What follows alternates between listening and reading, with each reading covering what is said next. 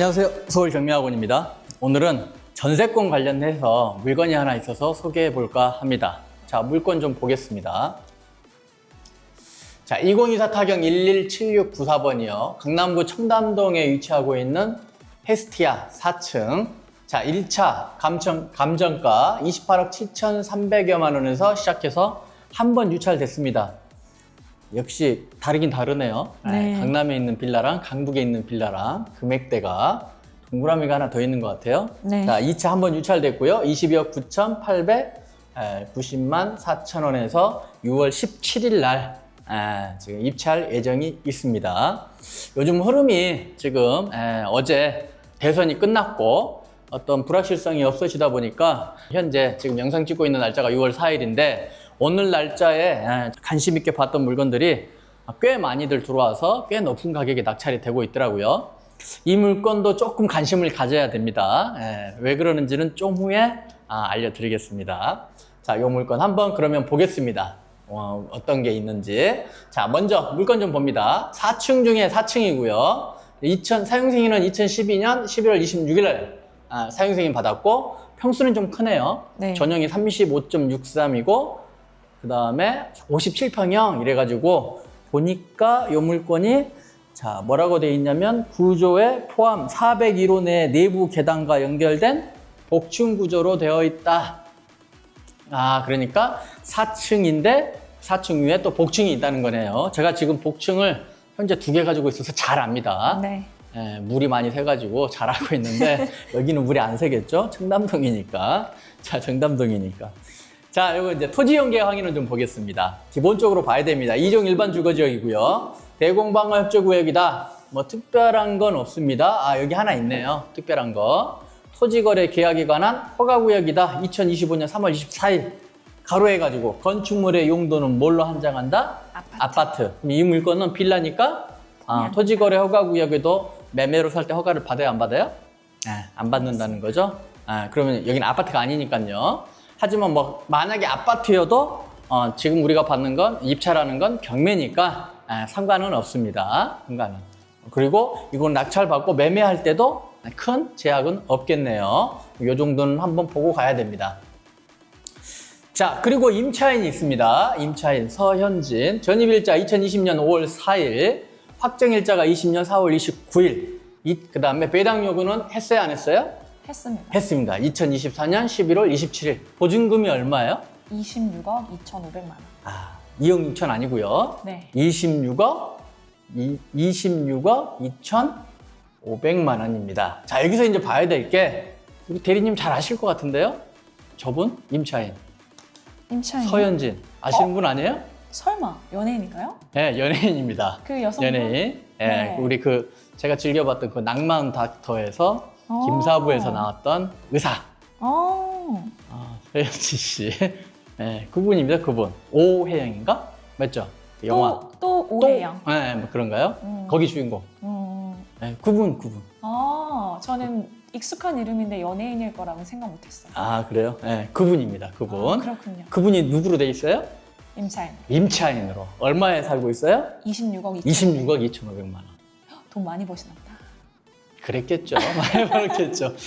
그리고 자기 집은 아니네요. 네. 자기 집은 아니고 전세로 살고 있는데, 자, 요분 우리 이제 서현진 씨 봅시다. 그래가지고 제가 요거 하나 가져왔습니다. 네. 예전에 우리 그 이경실 씨는 그분은 이제 소유자였고, 네. 요분은 지금 이제 서현진 씨는 임차인. 네네. 임차인이죠, 임차인으로서 지금 배당 요구까지 했다. 지금 이렇게 돼 있고요.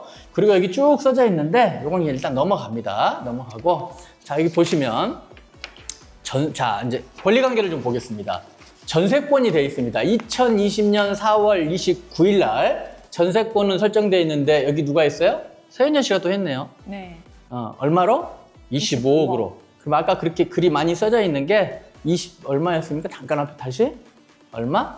26억 2,500. 근데 전세권 처음에 설정할 때 얼마였다고요? 25억. 그러면 1억 2,500은 뭐겠어요? 증액. 그렇지. 그런 내용이겠네. 네네. 그죠? 네. 그런 내용. 그럼 나중에 증액했구나. 요 정도 알면 되고요. 2020년 4월 29일 날 전세권 설정했죠. 네. 그러고 나서 경매가 나왔습니다. 네. 경매가 나왔고 그러고 나서 보니까 9월 5일 날 경매 나오니까 9월 12일 날 서현진 씨가 또 뭐 해놨어요? 여기다가 임차권. 임차권 설정도 했네요. 네네. 자, 그리고 나서 압류가 있고 또 다시 보세요. 25년 4월 14일 날 2025년이면 올해네요. 올해. 네. 또 뭐 했어요? 서현진 씨가? 강제. 강제 경매도 신청했네요. 청구 금액은 27억이 좀 넘게. 네. 아마 이제 26억에 대한 이자일 것 같아요. 네, 법정이자. 서현진 씨는 지금 현재 주택임대차 보호법에서 얘기하는 임차인으로서 전입신고했죠. 네. 확정일자 받았고 네. 배당 요구도 했죠. 네. 그리고 또 민법에서 이야기하는 전세권도 설정했죠. 네. 그리고 돈 안 주니까 이사 가면서 뭐도 했어요? 임차권 설정도 해놓고 경매도 넣네요. 참 많은 일을 해놨네요. 할 수 있는 걸 다 하신 것 할 같아요. 수 있는 거 다 한 것 같아요. 그럼 잘했나 못했나 이제 봐야 됩니다. 자, 잘했나 못했나. 자, 권리 분석해 봅니다. 자, 먼저 가장 빠른 게 언제인지 봅니다. 소유자는 빼고 한번 그림을 그려볼까요? 그림을 그리면 좀 나을 것 같아요.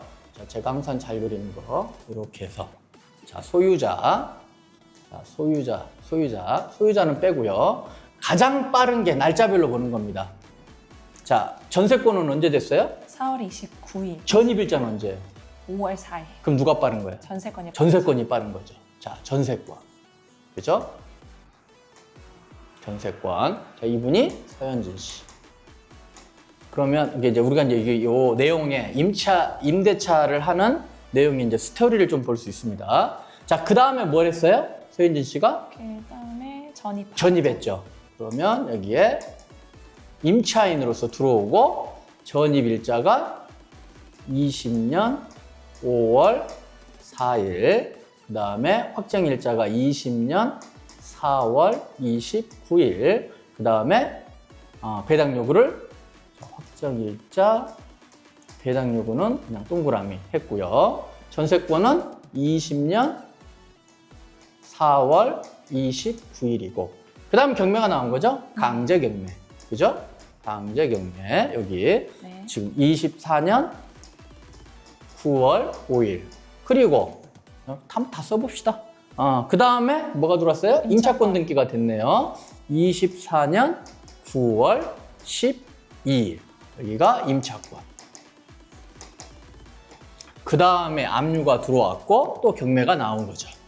그죠? 이렇게 돼 있는데, 자, 그러면 이제 이게 쭉 권리관계를 써본 겁니다.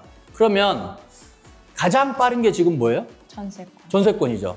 전세권이 말소기준 권리가 되려면 선순위해야 되고 배당 요구해야 된다.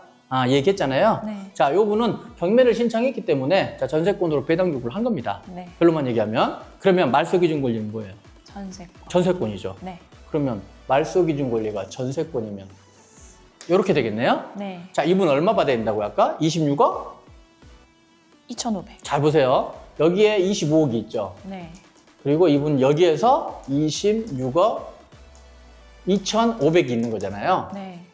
자, 그러면 지금 현재 한 번 유찰돼서 2차여가지고 22억입니다. 네. 그죠? 네. 그러면 자, 여기에서 예를 들면 누군가가 4억의 낙찰을 받았다고 칩시다. 네. 그럼 어떻게 될까요?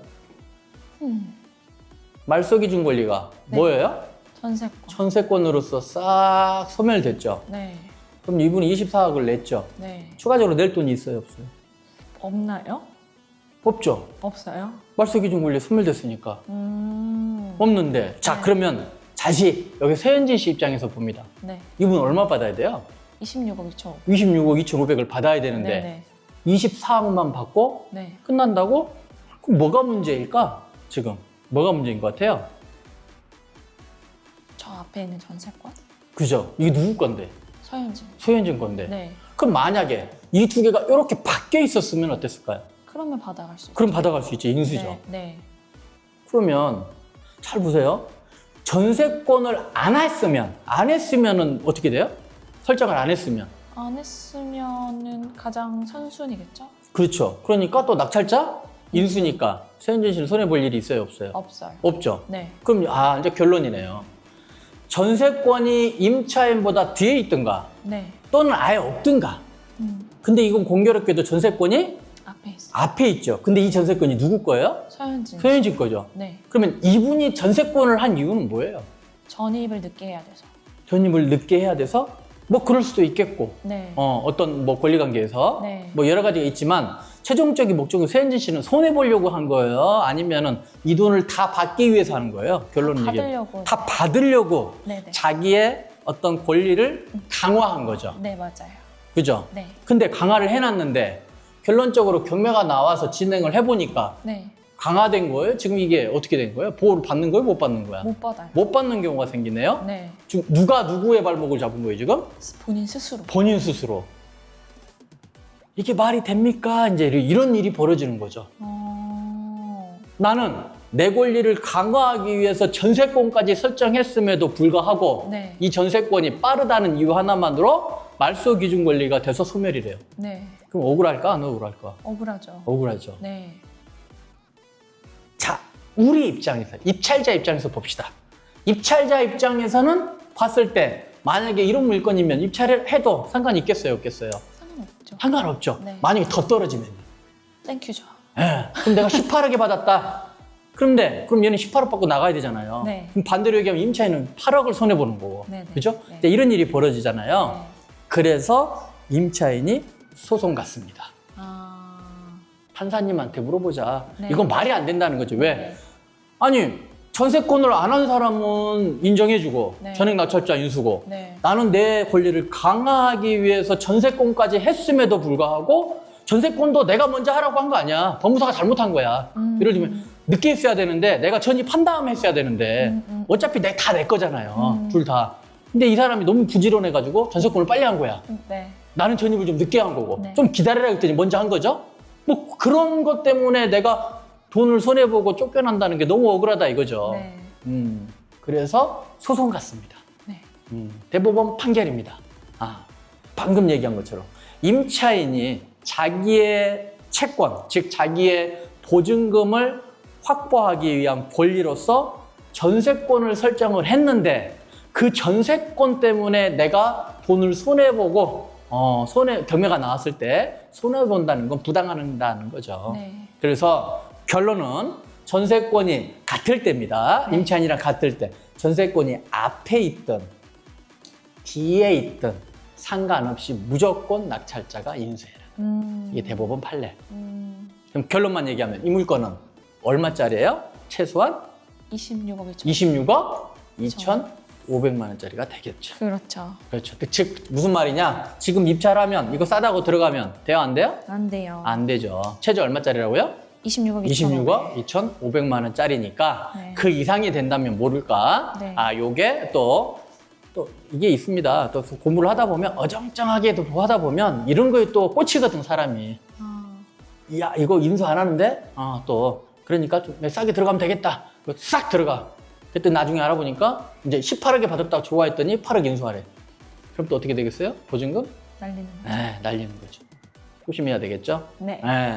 그런 내용들이 이제 판례로 있으니까 결론 같은 임차인과 전세권이 같을 때입니다. 같을 때 어떤 거를 이게 공부를 좀 어설프게 하면 또 이런 일이 벌어져요. 나름대로 네. 분석한다고. 그럴 것 같아요. 결론만 얘기하면 뭐라고요? 인수다. 인수. 같을 때 앞에 있던 뒤에 있던. 이게 앞에 있을 때는 대법원 판례에 의해서 뒤에 있으면 당연히 임차인 대항력이 있으니까 인수가 되는 거고요.